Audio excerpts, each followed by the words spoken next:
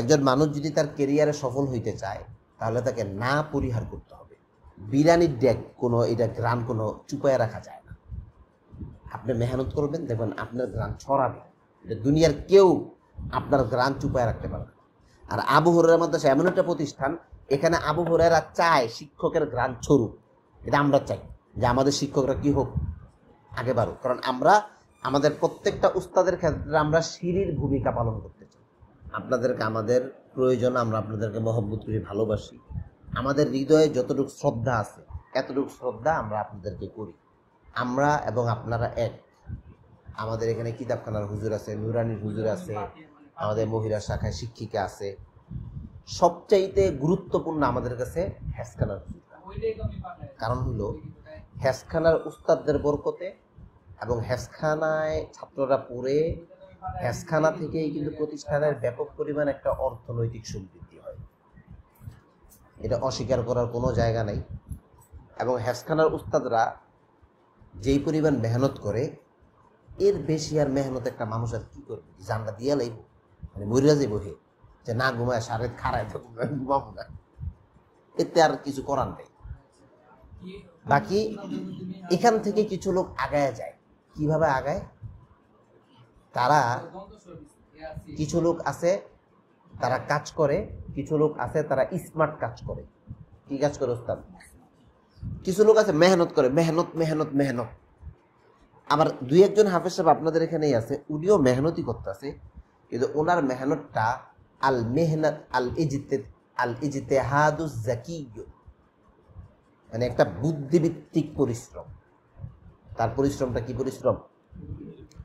এখন আমাদের উচিত, আমরা যেহেতু হেসখানায় পড়াবো, শেষ রাত্রে ক্লাস, শুক্রবারে ক্লাস, সেমিনার পাড়া, লোকমা লাগায়া দেওয়া, পড়াইয়া দইল না কেন, এটা জবাবদেহিতা, এটা যে যত দ্রুত মেনে নিব সে তত দ্রুত একটা শান্তিময় জীবনযাপন করবে। যত দ্রুত আপনি এটা মেনে নিবেন যে না এই কাজগুলো আমার, এটা আমি করব, তত দ্রুত সে একটা শান্তিময় জীবনযাপন করবে।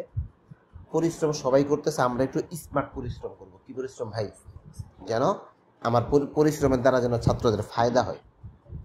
একজন শিক্ষক যদি ওনার লাইফে সফলতা চায় শিক্ষক হিসেবে, এই সফলতার জন্য তাকে না শব্দ ভুলে যেতে হবে। না এমন একটা শব্দ, ছেলেকে বাবাই যদি না করে, ওই বাবা পোলার কাছে ভালো লাগে না। পোলা কইছে আব্বা টাকা দেন, বাবা কইছে নাই, বাবারে কি লাগে না ভাই? ভালো লাগে না। হাত্তাকে যারা বিবাহিত তারা জানেন, বউরা অনেক সময় হাজবেন্ডের কাছে টাকা চায় না। টাকা চাইলে হাজবেন্ড যদি জিগায় কি করবা, বউরা রাগ, চাইছি দিবা, কি করবো মানে এটা জিগাও ভাই। যারা বিবাহিত কি হুজুর কি করবা, এটা কি করন যায় না, না তো পরে মানে দূরে থাকবি না। তো সুতরাং না এমন একটা শব্দ, একজন মানুষ যদি তার কেরিয়ারে সফল হইতে চায় তাহলে তাকে না পরিহার করতে হবে। শিক্ষকতার জীবনে সফলতা পেতে হলে না শব্দটাই ভুলে যেতে হবে। নতুন কোনো দায়িত্ব এলে আনন্দ চিত্তে হ্যাঁ বলে দায়িত্ব গ্রহণ করুন। দেখা যায় অনেক সময় নতুন দায়িত্ব আসে, আমরা দায়িত্ব নিতে চাই না। দায়িত্ব থেকে যেই লোকটা বেঁচে থাকতে চায়, দায়িত্ব তার পিছু ছাড়ে না। আর যেই লোকটা দায়িত্ব নিতে চায়, এক সময় সে বুদ্ধিভিত্তিক দায়িত্ব পায়। তো এটা ব্রেনে রাখতে হবে যে আমি দায়িত্ব নিব। আমি 10টা ছাত্র পড়াচ্ছি, প্রতিষ্ঠান বলছে ভাই 13 জন পড়াচ্ছি, ঠিক আছে আমি 13 জনই পড়াবো। আপনি দেখেন আমাদের উস্তাদরা একা 30-35টা ছাত্র পড়াইছে। কি হুজুর? আমরা যেই সময়ে হাফেজ হইছি, এক হুজুরে এই যে আবরারে বসে হাফেজ সিব্বির সাহেব ছিল, সাব্বির ছিল ওনার নাম। কেমন আছে যে আরো হাফেজ তো আর এক হুজুরের কাছে হই নাই, অনেক হুজুরের কাছে হইছি। তো এক হুজুরে কয়জনের পড়াইছে? 30-35 জনকে পড়াইছে। তো সেই জায়গায় আমরা এক উস্তাদ 10-12 জনের পড়াইতে পারতাছি না। এটা আসলে আমাদের একটা মাইন্ড সেট আপের ব্যাপার। তো আমরা চেষ্টা করব যে আমরা যে কোনো দায়িত্বের ক্ষেত্রে আমরা না বলবো না, হ্যাঁ বলবো। যারা দায়িত্বকে যে কোনো সময়ে যে কোনো পরিস্থিতিতে আলিঙ্গন করে নিতে জানে, এক সময় দায়িত্বের বোঝা তাদের মাথা থেকে নেমে আসে। কিন্তু যারা দায়িত্ব থেকে শুধুই পালায়নমুখী হয়ে থাকে, আমৃত্যু দায়িত্ব তাদের পিছে ছুটতে থাকে। তাই কোনো দায়িত্ব বা জিম্মাদারি এলে হাসি মুখে গ্রহণ করে নিজের সর্বোচ্চটুকু উজাড় করে দিয়ে তা পালনের চেষ্টা করুন। হেসখানায় দেখা যায় এক এক হুজুরের নেগরানি থাকে না। এখন ভাই কিছু করার নাই, যে সারাদিন পড়াইলাম, আমার খাইছে নি এটা দেখতে হইব, হুইছে নি এটা দেখতে হইব, ঘুমাইল নি এটা দেখতে হইব, কিছু করার নাই। এটা সিস্টেমটাই কি এরকম, এটা কিচ্ছু করার নাই। আপনার কোনো সহপাঠী যদি আপনাকে বলে যে ভাই এটা কোনো কত হইল, তো আমরা কি রবট, আমরা কি মানুষ না, আপনি ওরে লা হাওলা ওয়ালা কুওয়াতা বলে এটা ফুদিবেন, শয়তান দূর হ, আর বলবেন মাসুদ ভালো হইয়া যাও। মাসুদে নিজেও কাম করে না, আরেকজনে মন নষ্ট করে, ঠিক না ভাই? এখন কিছু করার না। আমরা তো হ্যাঁ, যদি এমন হইতো আমার কাছে একটা ছাত্র পড়ে, ওই 10,000 টাকা বেতন দেয় একটা ছাত্র, ঠিক আছে আমি পড়াই, নেগরানি আরেকজন করুন। যদি ওই বাজারটা আমরা তৈরি করতে পারতাম, ওই বাজারটা তো আমরা তৈরি করতে পারি নাই। বুঝতে পারলাম কিন্তু ভাই, আমার কাছে যে একটা বাচ্চা পড়ে, তো পড়ানোর পর যেই পরিমাণ আপনি একজন হাফেজ সাহেব, মানে একজন উস্তাদ হিসেবে খেয়াল রাখতে হবে যে আসলে আমি আমার লাইফে আমি কত টাকা ইনকাম করছি। আরেকদিন আমরা এটা বুঝবো, এটা লম্বা কথা। আমি শুধু প্রশ্ন করি যে আপনি আসলে কত টাকা ইনকাম করেন একজন মানুষ। যদি ইনকামের লেভেলটা বাড়ে তাহলে ঠিক আছে, আমি পাশাপাশি আরেকজন লোক রাখলাম, আমার ক্লাসে আমি চলে গেলাম, ঠিক আছে ভাই আপনি নেগরানি করেন, আমি নেগরানি করবো। কিন্তু আমাদের তো ওই পরিমাণ মানে আয় বুঝে তো ব্যয় করতে হবে, তাই না? ধরেন একজন হাফেজ সাহেব, সে যত টাকাই বেতন পান, কেউ 15,000 পায়, কেউ 17,000 পায়, কেউ 25,000 পায়, কেউ 30,000 পায়, কেউ 50,000 টাকাও পায়, ঠিক নেই? ধরেন যেই লোকটা 17-18,000 টাকা পায়, উনি ইনকাম করে কত হুজুর? উস্তাদ বলেন তো কত টাকা ইনকাম করে?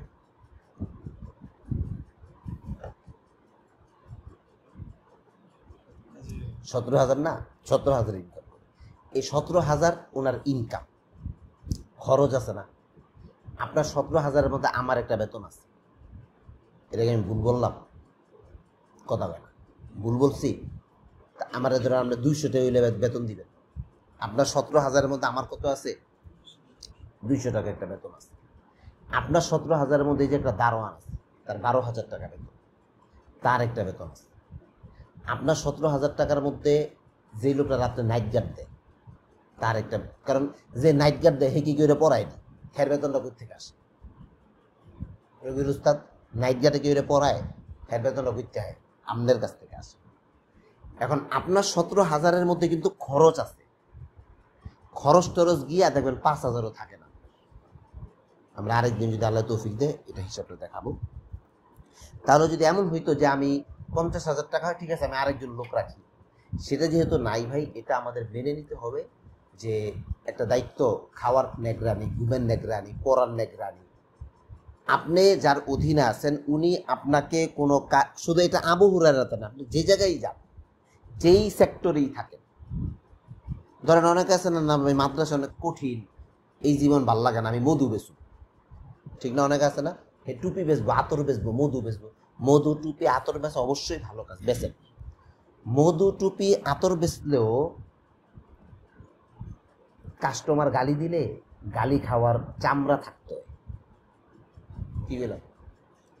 মনে করেন মধু বেচে, মধুওয়ালারে জামশেদ মজুমদারের কাস্টমারে গাইলে না, জামশেদ মজুমদারের গালি খাওয়ার কি আছে? চামড়া আছে। যেই লোকের চামড়া মোটা, সে যেই সেক্টরেই যাক সে সাকসেস।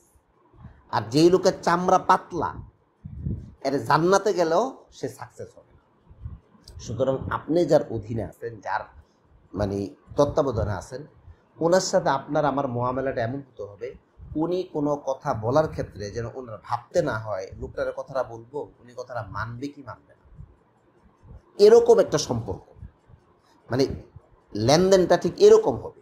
ওনার সাথে বোঝাপড়াটা এমন যে উনি যেন একটা কথা বলতে আমার না ভাবতে হয়, ওনার সাথে আমি ঠিক এরকম। এই যে একটু আগে আমার একজনগুলো হুজুর একজন একটা কথা বললে দেখা যায় উনি এমন একটা কথা কয়, যেমন কইলো কি হুজুর একজনের কথা কইছে, ভাই কাজের টাইম ঠিক করে। কি বলছে? কাজের টাইম। এটা যে কোনো অন্য এক সেক্টরের তো কাজের টাইম, ওই কাজের টাইম ঠিক করেন। উনি কিন্তু আমাকে বলেনি, বলছে অন্য সেক্টরের একজন জিম্মাদার। এখন দেখেন জিম্মাদারের এটা ভালো লাগতেছে না, জিম্মাদারি কি লাগতেছে না? যে কাজের টাইম ঠিক করবো, টাইম ধরে কাজ করে দুনিয়ার কেউ আগাইতে পারে না। দুনিয়ার যেই সেক্টরে আগাইছে আপনি দেখেন উনি টাইম ধরে কাজ করে নেই। আপনার যেই শিক্ষকের কথা আপনার মনে আছে, আমার যে শিক্ষকের কথা আমার মনে আছে, ওই শিক্ষক আমাকে টাইম ধরে পড়ায়নি। হুজুর আপনি হুজুর অনেক একজন উস্তাদের নাম বলেন তো যাদের কাছে পড়ছেন। হ্যাঁ, জাহিদুর রহমান সাহেব দেখছেন, উনি একজনের নাম হচ্ছে, কয়জনের নাম? সবার আগে ওনার টপ অফ মাইন্ডে কে আছে? ওনার উস্তাদ জাহিদুর রহমান। সবাই কিন্তু নাই, হাজার হাজার উস্তাদের কাছে মানে বসছে, সবার কথা মনে নেই। ওনার কথা কেন মনে আছে? উনি ওনার জীবনে অতিরিক্ত কিছু ভ্যালু ক্রিয়েট করছে, উনি অতিরিক্ত কিছু ওনাকে দিছে, যেটা ওনার দেওয়া দায়িত্ব না, দায়িত্বের বাহিরে, যার কারণে ওনার কথা ওনার মনে আছে। তো ভাই, যার অধীনে থাকবো এমন হইতে হবে উনি কোনো কথা বলার ক্ষেত্রে যেন চিন্তা না করে, তাই কোনো দায়িত্ব বা জিম্মাদারি এলে হাসি মুখে গ্রহণ করে নিজের সর্বোচ্চটুকু উজাড় করে দিয়ে তা পালনের চেষ্টা করুন। মনে রাখবেন, আজকে নিজের পক্ষ থেকে চাওয়া ছাড়া যদি কোনো নেতৃত্ব বা দায়িত্ব আসে, সেক্ষেত্রে আল্লাহর পক্ষ থেকে গাইবী নুসরত থাকে। কেননা আব্দুর রহমান ইবনে সামুরা রাদিয়াল্লাহু তাআলা আনহু বলেন, আমাকে রাসূলুল্লাহ সাল্লাল্লাহু আলাইহি সাল্লাম বলেন, হে আবু রহমান, তুমি কখনো নেতৃত্ব প্রার্থনা করো না, কারণ তুমি যদি প্রার্থনার মাধ্যমে তা প্রাপ্ত হও তবে এর সমস্ত দায় দায়িত্ব তোমার উপর বর্তাবে। আর যদি চাওয়া ছাড়া তোমাকে তা দেওয়া হয় তাহলে তোমাকে তাতে আল্লাহর পক্ষ থেকে সাহায্য করা হবে। তাহলে যখন আপনার কাছে কোনো দায়িত্ব আসবে তখন আপনি ভাববেন যে এটা নেয়ামত, এটাই আপনার আগে যাওয়ার সিঁড়ি, এটাই আগে যাওয়ার কি ভাই, এই সিঁড়িটা আপনি ধরেন, এটাই আপনি আগে যাবেন। এভাবে একটা ছাত্ররে মশারির খেয়াল রাখার কথা, হ্যাঁ এটা অতিরিক্ত, এটা আপনার যে ধরবে সে আগে যায়। কেমনে যাইব ভাই? বিরিয়ানির ডেক কোনো এটা গ্রাম কোনো চুপায় রাখা যায় না। আপনি মেহনত করবেন, দেখবেন আপনার গ্রাম ছড়াবে, দুনিয়ার কেউ আপনার গ্রাম চুপায় রাখতে পারবে না। আর আবু হুরায়রা মাদ্রাসা এমন একটা প্রতিষ্ঠান, এখানে আবু হুরায়রা চায় শিক্ষকের গ্রাম ছড়ুক, এটা আমরা চাই যে আমাদের শিক্ষকরা কি হোক, আগে বাড়ুক। কারণ আমরা আমাদের প্রত্যেকটা উস্তাদের ক্ষেত্রে আমরা সিঁড়ির ভূমিকা পালন করতে চাই। আপনি যদি জিতেন তাইলে না আমি জিত, আপনি ভালো থাকলে না আমি ভালো থাকবো। কি হুজুর? আপনি যদি খারাপ থাকেন তাহলে কিন্তু আমি ভালো থাকতে পারবো না। তা আপনাকে ঠকাইয়া মকাইয়া প্রতিষ্ঠান আর কতটুকু ভালো থাকবে ভাই? আর সবাই মিলে যদি চেষ্টা করি না প্রতিষ্ঠানকে জিতাইয়া দিই, তা আমাদের চেষ্টা করতে হবে যে আমরা আপনাকে জিতাইয়া দিই। আপনি চেষ্টা করবেন যে আমি আমার ছাত্রকে জিতাইয়া দিই। ছাত্রকে কি করি হুজুর? ছাত্রকে ভালো রাখি। নিজে ভালো থাকতে চাইলে আরেকজনকে ভালো রাখতে হয়।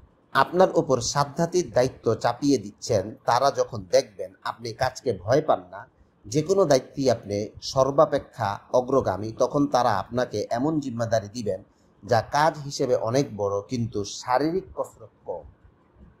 অতিরিক্ত দায়িত্ব যদি প্রতিষ্ঠান কাউকে চাপায় দেয়, প্রতিষ্ঠান তো আর মানে অন্ধ না, উনি বুঝে কিন্তু আসলে এটা অনেক বেশি হয়, কিন্তু অনেক সময় প্রতিষ্ঠানে কিছু করার থাকে না, কেউ নাই, জনবল কম, লোক কম, তখন করতে হয়। কিন্তু যখন যে করে তখন কিন্তু সে চোখে লাগে যে না আলহামদুলিল্লাহ লোকটা তো কাজের কথা বললে উনি যে কোনো দায়িত্বের ক্ষেত্রে অবহেলা করে না। তখন তারা আপনাকে এমন জিম্মাদারি দিবেন যা কাজ হিসেবে অনেক বড় কিন্তু শারীরিক কসরত কম। তাই আপনি যদি বসে বসে কায়িক শ্রমহীন আরামদায়ক কাজের সুযোগ খুঁজে নিতে চান, আস্তে আস্তে এসব দায়িত্ব গ্রহণ করেই তো সে জায়গায় পৌঁছতে হবে আপনাকে। কাক ও খরগোশের পরিণতি আপনার জন্য উত্তম উদাহরণ হতে পারে। একটি কাক গাছের অনেক উঁচুতে বসে আছে, কেউ তাকে বিরক্ত করে না বা করতে পারে না। সে সময় নিশ্চিন্তে বসে দিব্যি দিন গুজরান করে যাচ্ছে। কাকের এই শান্তিময় জীবন দেখে এক খরগোশ তাকে বলল, আমিও তোমার মতো আরামে বসে থাকতে চাই। আমার যত কাজ বাজ সব তোমার মতো এডাল থেকে ওডালে উড়ে বেরিয়ে আঞ্জাম দিতে চাই। এমন আকাশ কুসুম কল্পনা করে সে খরগোশ গাছের নিচে নিশ্চিন্তে বসে রইল। উপরে ওঠার জন্য যে চেষ্টাটুকু সেটা আর করল না।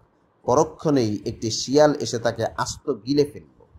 আপনাকেও ঠিক এমন প্রচেষ্টাহীন আকাশ কুসুম কল্পনা করে বসে থাকলে চলবে না। উপরে ওঠার জন্য সাধ্যের সবটা দিয়ে খুঁজে নিতে সফলতা এবং পৌঁছতে হবে কাঙ্ক্ষিত গন্তব্য। তাহলেই বসে থাকতে পারবেন, নয়তো খরগোশের মতো অবস্থা হবে। ঠিক আছে ভাই? আল্লাহ রাব্বুল আলামিন আমাদেরকে আমল করার তৌফিক দান করুক, সকলে আমিন বলি। আচ্ছা, একটু 2 মিনিট আমরা মুযাকারা করি যে কোনো একজনে, যে আমরা এখান থেকে কি বুঝলাম, কি শিখলাম। আসসালামু আলাইকুম। আসলে আমি ওস্তাদজির শিক্ষকের বই থেকে যে পড়ার পড়েছে সেখান থেকে যা বুঝতে পেরেছি যে আমাদেরকে যে দায়িত্ব দেওয়া হয়, আর প্রাথমিক অবস্থা আমাদের দায়িত্ব নেওয়ার মন মানসিকতা থাকতে হবে এবং সেই অনুযায়ী চেষ্টা করতে হবে, এবং আমাদের প্রতি অর্পিত দায়িত্ব আমরা যেন সঠিকভাবে পালন করি এবং আমাদের সর্বোচ্চটা দিয়ে পালন করবো। আমাদের এই দায়িত্ব, এটা আমাদের সফলতার সিঁড়ি। এখান থেকে আসলে আমাদের সফলতা আসবে। আমরা যদি আমাদের দায়িত্বকে ভালোভাবে সঠিকভাবে পালন করতে পারি, ইনশাল্লাহ আমরা সাকসেস হব।